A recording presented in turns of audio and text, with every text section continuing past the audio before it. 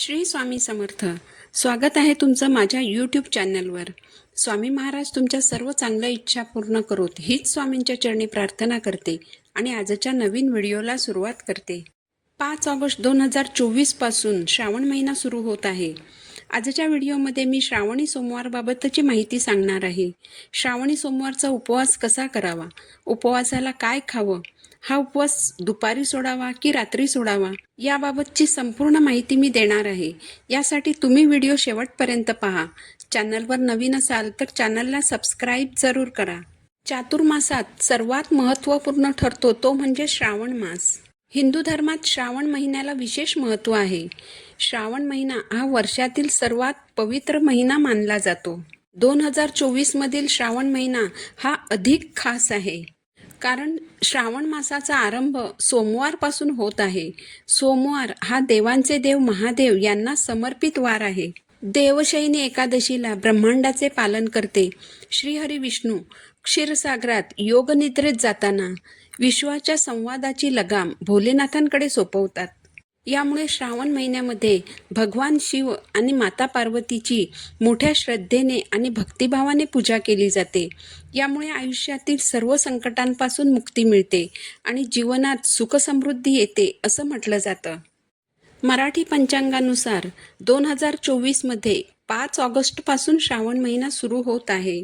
श्रावण महिना 5 ऑगस्टपासून 2 सप्टेंबरपर्यंत असणार आहे. यंदा 5 श्रावणी सोमवार आहेत. पहिला श्रावणी सोमवार आहे 5 ऑगस्ट 2024 रोजी. याच दिवसापासून श्रावण महिना सुरू होईल. 12 ऑगस्टला दुसरा श्रावणी सोमवार, 19 ऑगस्टला तिसरा श्रावणी सोमवार, 26 ऑगस्टला चौथा सोमवार आणि 2 सप्टेंबरला 5वा श्रावणी सोमवार असणार आहे. बरेच लोक असे आहेत की जे संपूर्ण श्रावण महिना एक वेळ जेवतात आणि एक वेळ उपवास करतात. तर बरेच जण श्रावणी सोमवार आणि श्रावणात इतर जे सण येतात त्यावेळी उपवास करतात. ज्यांना शक्य असेल त्यांनी श्रावणात जरूर उपवास करावा, कारण उपवास केल्याने शरीर, मन आणि आत्मा यांची शुद्धी होते. तसेच विशिष्ट तिथींना आपण जे मंत्र स्तोत्र वाचतो त्याचं फळ मिळण्यासाठी देखील उपवास महत्त्वाचा असतो. पण लहान मुलं, वयस्कर व्यक्ती, आजारी व्यक्ती, दुर्बल व्यक्ती, गर्भवती स्त्रिया यांनी मात्र उपवास करू नये. अविवाहित मुली देखील हे व्रत करू शकतात. सोमवार हा महादेवांचा प्रिय वार म्हणून समजला जातो. म्हणून भगवान शंकरांना प्रसन्न करून घेण्यासाठी, त्यांचा आशीर्वाद प्राप्त करून घेण्यासाठी बऱ्याच महिला आणि अविवाहित मुलीसुद्धा उपवास करतात.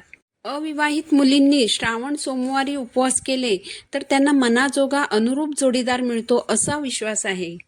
त्यामुळे विवाहित स्त्रियांसोबतच अविवाहित मुलींनी देखील श्रावणी सोमवारचं व्रत नक्कीच करावं. श्रावण महिन्यात जे भक्तगण अंतःकरणापासून मनोभावे शंकराची पूजा, व्रत करतात त्यांच्या इच्छा भोलेनाथ पूर्ण करतातच. तर श्रावण सोमवारी काय करावं? श्रावण सोमवारी सकाळी लवकर उठावं, शुचिर्भूत होऊन भगवान शंकरांची पूजा करावी. शिवपिंडीवर गंध, अक्षता अर्पण कराव्या, कापसाचं वस्त्र अर्पण करावं, धोत्र्याचं फूल, फळ अर्पण करावं. धोत्र्याचं फूल नाही मिळालं तर सफेद फूल अर्पण करावं. जे उपवास करणार असतील त्यांनी दुपारी फलाहार करावा. जी फळं उपवासाला चालतात ती घ्यावीत. तुम्ही दूध, चहा घेऊ शकता. साबुदाणा खिचडी, जी की तिखटही असेल, किंवा गोड खिचडीही तुम्ही खाऊ शकता. मात्र भगर खाणं टाळायचं आहे, कारण श्रावणी सोमवारच्या उपवासाला बऱ्याच ठिकाणी वरीच्या तांदळाची भगर खाल्ली जात नाही. बटाटा, रताळा, राजगिरा म्हणजे राजगिऱ्याचे लाडू, चिक्की खाऊ शकता. ड्रायफ्रूट्स खाऊ शकता. श्रावणी सोमवारचा उपवास हा तुम्ही दुपारीही सोडू शकता किंवा संध्याकाळी प्रदोष काळातही सोडू शकता. जर तुम्ही दुपारी उपवास सोडणार असाल तर संध्याकाळी फलाहार, दूध किंवा साबुदाणा खिचडी खाऊ शकता. शक्यतो सात्विक जेवण जेवूनच हा उपवास सोडावा. म्हणजे उपवास सोडताना शक्यतो कांदा, लसूण विरहित जेवण जेवून उपवास सोडण्याचा प्रयत्न करावा. किंवा तुमच्याकडे जी पद्धत आहे त्यानुसार तुम्ही उपवास सोडू शकता. दिवसभर उपवास असल्याने शक्यतो रात्री हलका आहार घ्यावा. वरण, भात, पालेभाजी, चपाती, अळूवडी, एखादा गोड पदार्थ या पदार्थांचा जेवणात समावेश करावा. तामसिक आहार घेऊन कधीही उपवास सोडू नये. मद्यपान अजिबातच करू नये. अशा प्रकारे आपल्याला श्रावणी सोमवारचं व्रत करायचं आहे. श्रावण महिन्यात आणखी काय करावं? तर श्रावणी सोमवार, प्रदोष व्रत आणि शिवरात्रीच्या दिवशी शक्य असल्यास उपवास करावा. महादेवाची पूजा करावी. महादेवांचा आशीर्वाद मिळविण्यासाठी हे दिवस विशेष मानले जातात. शिवमंत्राचा जप करावा. आपण जी रोज देवपूजा करतो त्या पूजेच्या वेळी पुरुषांनी ओम नमः शिवाय या षडाक्षरी मंत्राचा जप करावा. स्त्रियांनी नमः शिवाय या पंचाक्षरी मंत्राचा जप करावा.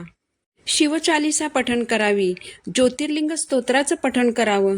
संपूर्ण श्रावण महिनाभर एकाच वेळी एकाच जागेवर एकाच आसनावर बसून शिवलीलामृत किंवा शिवस्तोत्र किंवा शिवकवच यापैकी कोणत्याही एका स्तोत्राचं पठण करावं. यामुळे मन, बुद्धी आणि शरीरातील रोग बरे होऊन व्यक्तीला चांगले आरोग्य आणि दीर्घायुष्य प्राप्त होते. श्रावण महिना आणि श्रावणी सोमवारबाबतची ही माहिती जर तुम्हाला उपयोगी वाटत असेल तर चॅनलला सबस्क्राईब जरूर करा. पुन्हा भेटू नवीन व्हिडिओसोबत. श्री स्वामी समर्थ.